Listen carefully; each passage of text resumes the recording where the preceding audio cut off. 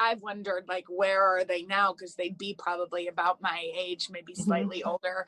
Where do you see these wonderful entrepreneurial women? Well, I see Christy as probably being in charge of something. Perhaps I like to think that maybe she's in charge of a big nonprofit. She's running a big something. She could run the country, you know?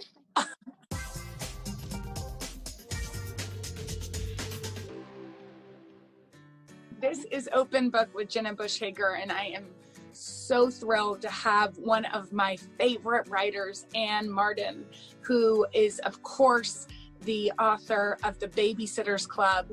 And your books, I can't even tell you what they've meant to me.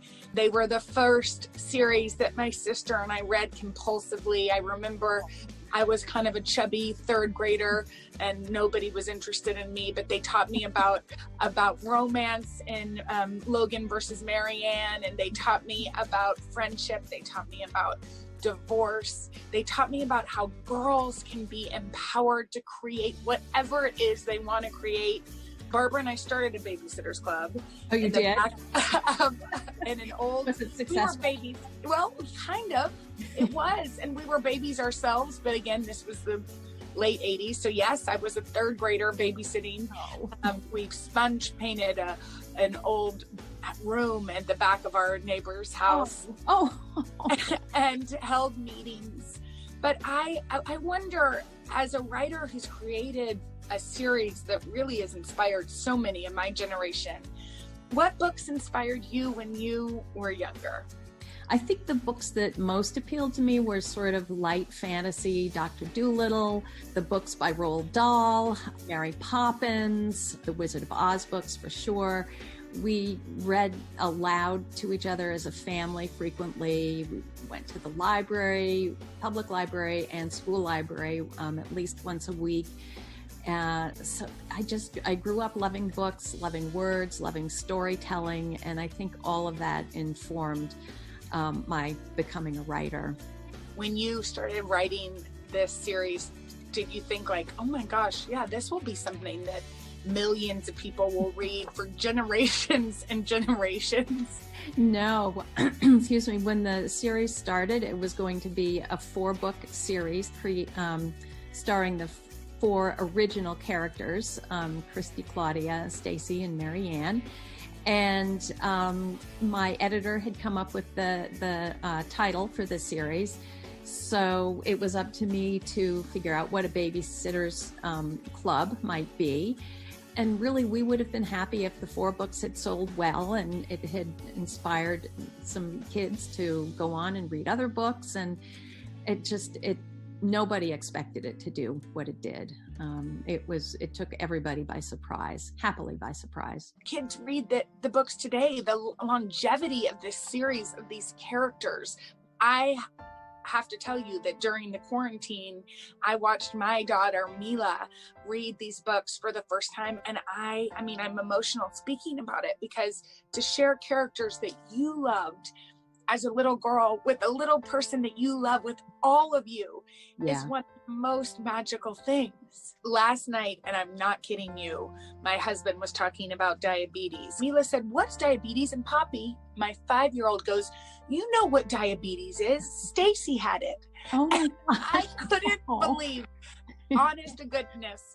And I think these series, these books tackle important themes that maybe when I was a girl, 30 years ago, were ones that were even somewhat risque to discuss. Like, how did you know you wanted to make sure these characters were 3-dimensional and dealt with real life issues? Well, that was sort of what I had set out to create in the beginning. I didn't want the books to be preachy, but I wanted to present these things. And it was everything from diabetes to living with a family with divorced parents to racism. And then after a certain point, a kid started writing to me and saying, "Could you write a book about this? Could you write a book about somebody who," well, one thing that they wanted, that readers asked for a number of times, was a book about the death of a peer. I had written about the death of a grandparent and things that were somewhat more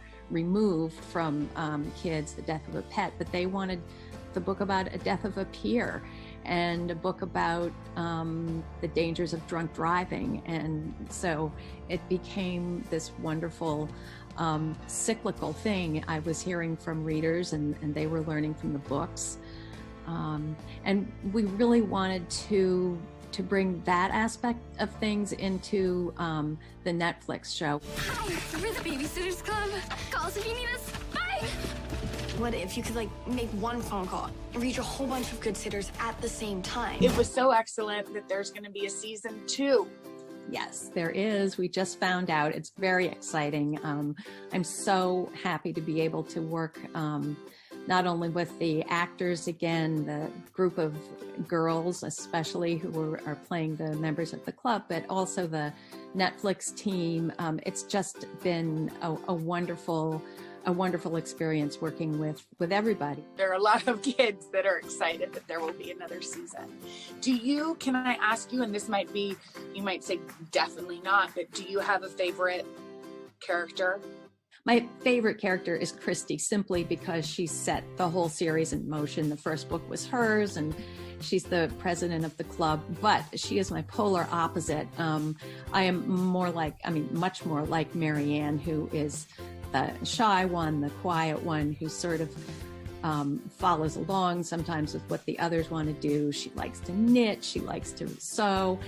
And so Marianne and Christy were very much based on me and my best friend Beth when I was growing up. I bet Beth is so excited that she started this whole thing. Yeah.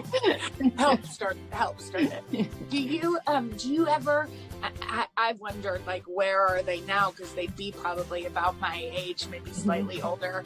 Where do you see these wonderful entrepreneurial women? Oh my goodness. Well, I see Christy as probably being in charge of something. Perhaps I like to think that maybe she's in charge of a big nonprofit. She's running a big something. She could run the country, you know? She could run the country. She absolutely could. It would be a big, daunting job, but yes, she could do that. I see Claudia doing something with her art, of course, and Stacy probably something in fashion, but I also see her handling the business end of things. Mm-hmm. I think that perhaps Marianne stayed in Stony Brook, and I see her possibly as a teacher. I think Mallory grew up to become a writer, and Jessie a dancer or maybe a choreographer, and Dawn is out there still trying to save the planet. Have you ever thought about writing a Where Are They Now situation? I've never written for adults, so I'm not quite comfortable with that. With writing for adults, so I don't know. I've been asked about it, and so far I'm afraid I've said no. What are 3 books that you'd recommend that everybody should read? I have 3 favorite adult books: To Kill a Mockingbird, The Grapes of Wrath, and A Prayer for Owen Meany. There's so many other books that I could recommend, but those, if you were going to ask what I would take to a desert island, it would be those 3. Mm-hmm. Is there anything you're reading now that has inspired you during this difficult time? Oh my gosh. Our book club is just finishing up reading White Fragility, which I think is a life-changing book. And if everybody read that and took something away from it, I think it would make a huge difference in what's going on right now. I want to know what your book club is like. We're very close friends, and it's a good group. Resembling a little bit the meetings at the BabySitters Club. Yeah, exactly. Pretty much everything short of the junk food. Oh, Anne, thank you so much. I love talking with you. Well, same here. Thank you again so much for having me.